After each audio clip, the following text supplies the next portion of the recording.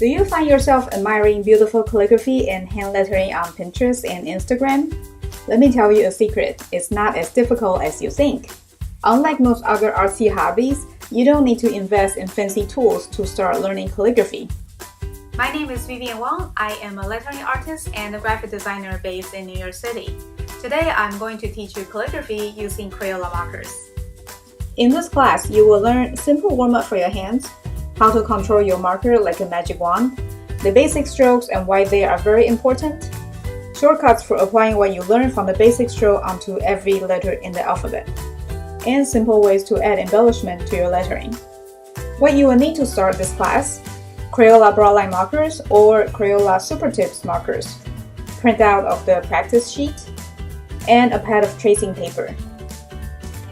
I have also created a calendar template for you to work on as a final class project. You can use the template to create a customized calendar with your own calligraphy writing and share them with the class, and then you can hang it on your wall. So whether you are new to calligraphy or you have tried to learn calligraphy but have trouble improving your writing, this class is perfect for you. I will show you my very own secret of evaluating your own lettering so you can continue to improve even after this class. And by the way, you don't need to have beautiful handwriting to start lettering.